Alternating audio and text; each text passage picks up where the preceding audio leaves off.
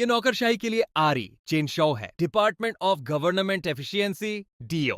जी DOGE, DOGE. जब Donald Trump ने पद संभाला तो यह चर्चा का विषय था। डोज के साथ अरबपति एलन मस्क थे। इसके पास अधिकार था, इसके पास आरी थी। यह नौकरशाही के लिए आरी है। आरी ट्रंप और उनके सहयोगियों के लिए भी काफी नाटकीय। डोज एक भव्य वादे के साथ आया था। वे सरकारी खर्च में कटौती करेंगे और अमेरिका के लिए $2 ट्रिलियन बचाएंगे। 8 महीने बाद डोज अतीत बन गया है। इस विभाग को भंग किया जा रहा है। इसे 2020 तक चलना था। यह मुश्किल से कुछ महीने ही चल पाया और यह दिखावटी शासन, परफॉर्मेटिव गवर्नेंस पर एक उत्कृष्ट केस स्टडी प्रस्तुत करता है। तो डोज के उदय और पतन की व्याख्या क्या है? जब ट्रंप ने दूसरे कार्यकाल के लिए पद संभाला तो डोज को किसी तरह की हाईटेक परियोजना के रूप में पेश किया गया। कुछ सिलिकॉन वैली और नौकरशाही के मेल जैसा। एलन मस्क एक पोस्टर बॉय थे और इसका मिशन काफी सरल था। खर्च में कटौती करना, लोगों को निकालना, पैसे बचाना और अमेरिकी सरकार को और अधिक कुशल बनाना। डोज के एजेंटों ने बिना सूचना दिए सरकारी विभागों पर धावा बोल दिया। कुछ ने तो अपनी पहचान बताने से भी इनकार कर दिया। रातों रात बजट में कटौती कर दी गई। मस्क ने जोर देकर कहा कि यह अब तक का सबसे पारदर्शी संगठन था, जो मजेदार था क्योंकि कोई भी वास्तव में यह नहीं देख सकता था कि वे क्या कर रहे थे। मुद्रास्फीति, इन्फ्लेशन से और निपटने के लिए हम ना केवल ऊर्जा की लागत को कम करेंगे, बल्कि करदाताओं के पैसे की घोर बर्बादी को भी समाप्त करेंगे। और इस उद्देश्य के लिए मैंने एक बिल्कुल नया डिपार्टमेंट ऑफ गवर्नमेंट एफिशिएंसी बनाया है। जाओ, शायद आपने इसके बारे में सुना होगा, शायद, जिसका नेतृत्व एलन मस्क कर रहे हैं, जो आज रात गैलरी में है। पहले कुछ महीनों में डीओए के प्रभाव को नजरअंदाज करना असंभव था। 200,000 से अधिक संघीय कर्मचारियों को नौकरी से निकाल दिया गया।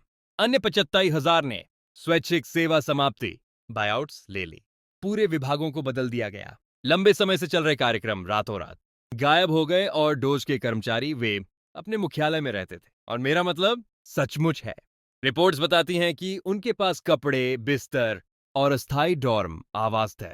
एलन मस्क खुद ओवल ऑफिस के करीब डेरा डाले हुए थे। सब कुछ उनके लिए अच्छा चल रहा था, लेकिन फिर आया विवाद। अगर डोज की कोई खलनायक मूल कहानी, विलेन ओरिजिन स्टोरी होती तो वह यह थी। ट्रंप मस्क की दोस्ती टूट गई। वे सार्वजनिक रूप से अलग हो गए। ऑनलाइन तंज कसे गए, लीक हुए। यहां तक कि कुछ चिढ़ाने वाले वन लाइनर भी थे। पूरे वॉशिंगटन को इस नाटक की पहली पंक्ति की सीट मिली और जून तक एलन मस्क पूरी तरह से डोज से हट गए थे। तब से वह वॉशिंगटन डीसी छोड़ चुके हैं। तो यह डोज का अंत नहीं है, बल्कि वास्तव में शुरुआत है। एक विशेष सरकारी कर्मचारी के रूप में मेरा समय अनिवार्य रूप से समाप्त होना था। यह एक सीमित समय की बात थी। मेरा मानना है कि यह 120 दिन है, जो कुछ ही दिनों में समाप्त हो रहा है। वह एक खंडित विभाग, एक नेतृत्व शून्य और डोज निष्ठावानों के दो गुट छोड़ गए। व्हाइट हाउस ने आखिरकार हस्तक्षेप किया। उन्होंने शेष मस्क निष्ठावानों को बाहर निकाल दिया। डोज एक मूक दर्शक बन गया और अब इसे आखिरकार बंद कर दिया गया है। ऑफिस ऑफ कार्मिक प्रबंधन, ऑफिस ऑफ पर्सनल मैनेजमेंट से इसके बारे में पूछा गया। निदेशक ने कहा कि डोज अब मौजूद नहीं है और इसके कर्मचारियों का क्या हुआ। खैर, वे आगे बढ़ गए हैं। वे अन्य विभागों के साथ काम कर रहे हैं, जो हमें बड़े सवाल की ओर ले जाता है। यह सब किस लिए था? डोज का क्या मतलब था? इसने दावा किया कि इसने, और मैं उद्धृत कर रहा हूं, अरबों डॉलर बचाए, लेकिन विशेषज्ञ उनके बचाए गए एक भी डॉलर को सत्यापित नहीं कर सके। आखिरकार विभाग ने कोई सार्वजनिक रिकॉर्ड पेश नहीं किया और पैसा बचाने की बात तो छोड़ ही दीजिए।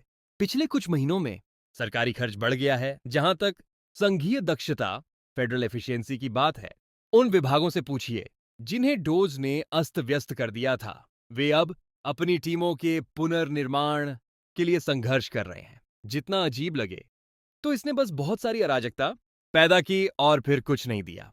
यह एक ऐसा विभाग था जिसे एक क्रांति के रूप में बेचा गया था। यह महज कुछ महीनों में फुस हो गया और यहां हम महीनों की सुर्खियों, उन्माद, हिस्टीरिया, छंटनी, फायरिंग, झगड़ों और अरबों मीम्स के बाद है। डोज का अंत उस तरह से नहीं हुआ जिस तरह से यह शुरू हुआ था। एक जोरदार वादा, लेकिन एक शांत निकास।